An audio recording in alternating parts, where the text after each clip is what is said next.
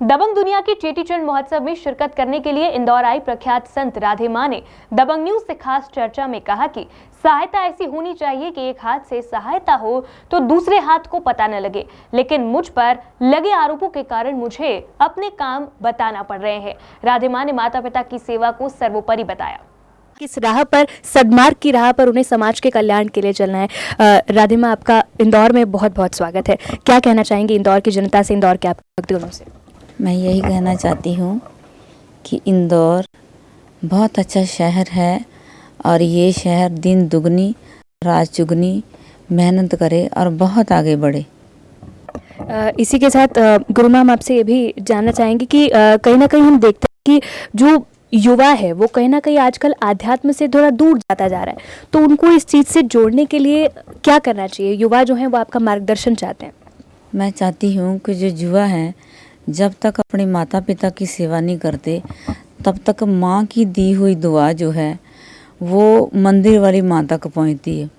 जब तक अपने माँ बाप की सेवा नहीं करते तब तक उनको मंदिर वाली माँ की दुआ नहीं मिलती। सबसे पहले मेरा यही है कि सबसे पहले अपनी माँ की सेवा करो, माता पिता की सेवा करो।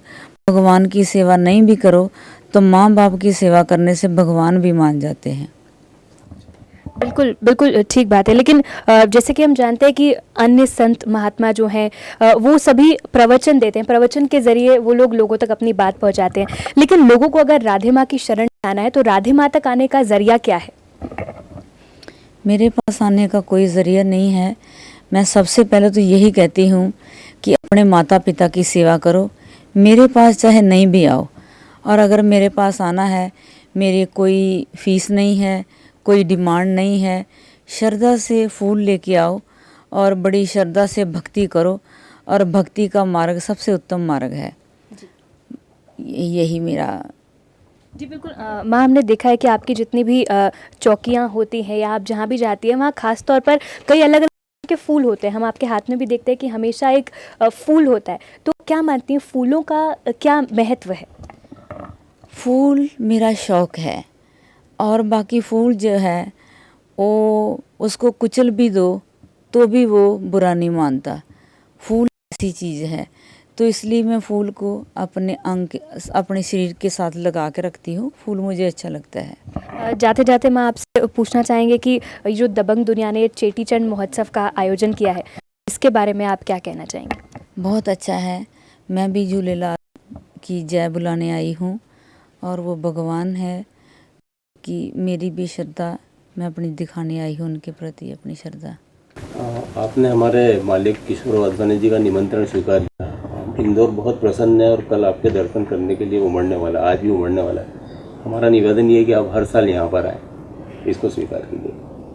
माता जी, बाकी संत और समाज कहते हैं कि मोक्ष की प्राप्ति, लेकिन आपके वहाँ आते हैं तो आप कहते हैं कि जो है जिंदा दिली से रहो, सारी चीज़ें, तो थोड़ा सा बाकी संत जैसे कि ये कहते हैं कि मोक्ष की प्राप्ति हो, आपकी आत्मा को मुक्ति मिले, आत्मा का परमात्मा से मिले, लेकिन आप हमेशा एक जिंदा दिली की मिसाल रही हैं, ज़िंदगी जीने में ज़्यादा विश्वास रखती हैं। ऐसा आपके व्यक्तित्व से बाहर हमको देखने को मिलता है, तो इसके बारे में? मैं ये कहती हूँ, सब लोग कहते हैं कि हम चैरिटी करते हैं, हम गरीबों को दान करते हैं, हम ये करते हैं, हम वो करते हैं। मैं कहती हूँ चैरिटी बिगिंस एट होम। जब तक हमारे घर वाले सारे खुश नहीं हैं तो हम बाहर वालों को खुश कैसे करेंगे? जब तक हमारे घर वालों की दुआएं हमारे साथ नहीं हैं तब तक हम बाहर वालों को खुश करके भी खुश नहीं रह पाएंगे। जब हम टूटते हैं, जब हमारे ऊपर कोई परेशानी आते हैं तो सिर्फ हमारा परिवार ही हमारे साथ खड़ा होता है। सबसे पहले चैरिटी करो, नो प्रॉब्लम, पर सबसे पहले अपने परिवार को ज़रूर खुश करो।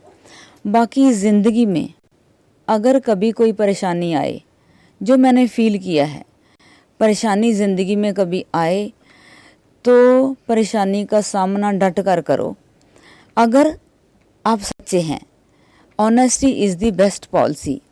अगर हम सच्चे हैं तो परेशानी का डट कर सामना करो। मतलब जो है परेशान व्यक्ति परेशान जरूर होता है, सच्चाई परेशान होती है पर पराजित कभी नहीं होती। और the show must go on, अपना ऑनेस्टी से the show must go on, अपना काम जारी रखिए। दूसरी बात यह है कि जो अज्ञानी मनुष्य हैं, अज्ञानी से कभी फाइट ना करें, क्योंकि अज्ञानी लोग जो हैं वो खुद तो मूर्ख हैं ही हैं। अपनी अज्ञानता से उनकी अपनी कोई इज्जत नहीं है। अज्ञानी अपनी अज्ञानता से अपनी इज्जत तो खराब करेंगे, हमारी इज्जत को भी खराब कर देंगे। अगर आर्गुमेंट करनी है तो अपने स्टेटस वाले आदमी के साथ आर्गुमेंट करिए, वही समझेगा, नहीं तो अज्ञानी मनुष्य कभी नहीं समझ पाएगा आपकी बात को।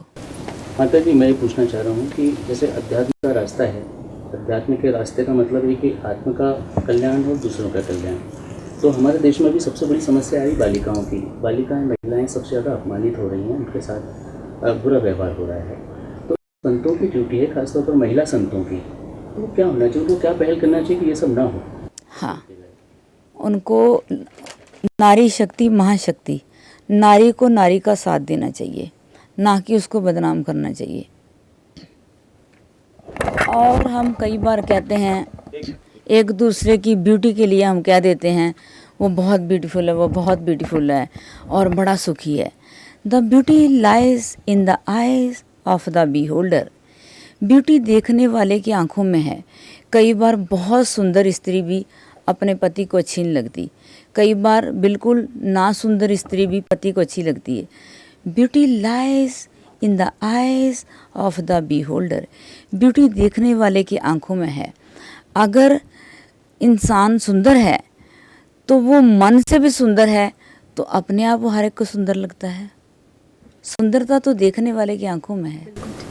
माता, आप बाएं हाथ से परमार्थ करती, दाएं हाथ को मालूम नहीं चलता, इसके पीछे क्या फिलॉसफी है? इसके पीछे ये है कि मैं सतगुरु नानक जी को बचपन से मानती थी, आज भी मानती हूँ।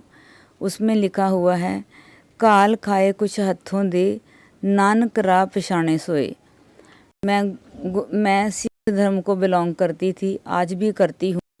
उसमें लिखा हुआ है कि जो भी कोई सिख है, यानी कि सीखने वाला है, वो एक हाथ से दान करे। दान तो हम नहीं कर सकते, एक हाथ से सेवा करे और दूसरे को पता नहीं लगे, तो ही ईश्वर खुश होता है।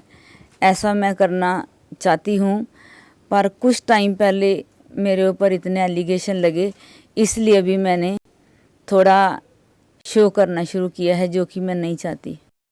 देवी माँ, एक और बात पूछना है कि आप आमतौर पर मानवता की सेवा के लिए गरीब बस्तियों में चले जाती हैं। कहीं पर ऐसा होता है कि कोई महिला बहुत गरीब है तो उसके लिए सिलाई मशीन भेंट कर देती हैं, तो ये सब कैसे संभव होता है? और आपका जो स्वरूप है, खासतौर पर मैं ये पूछना, आपका स्वरूप एक बिल्कुल अलौकिक देवी की तरह है ही, तो ये इस स्वरूप के साथ जब आप सेवा करती हैं तो वो क्या फील करते हैं और आप क्या फील करते हैं? एक्चुअली मैंने उनको कभी गरीब नहीं समझा, मैंने उनको भी अपने भाई बहन समझ के उनकी सेवा करती हूँ, क्योंकि मेरे जैसा गरीब इस दुनिया में कोई नहीं।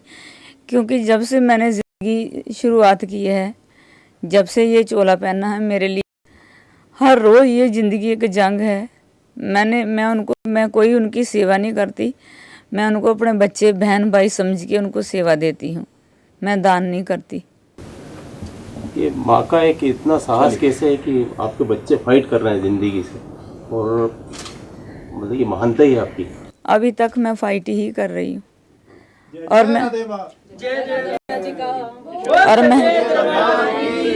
और वो मेरे बचपन के साथी हैं और साथी ही रहेंगे, और मैं उनकी सेवा करती रहूँगी जब तक मेरी जिंदा रहूँगी। तो ये थी हमारे साथ राधे गुरु माँ, जिनका कहना है कि charity begins at home and the show must go on. ये थे वो शुभ विचार जो राधे माँ ने दबंग न्यूज़ के सारे दर्शकों तक पहुँचाए। फिलहाल के लिए मैं हूँ साक्षी शर्मा, कैमरा पर्सन नीरज के साथ, दबंग न्यूज़ इंदौर।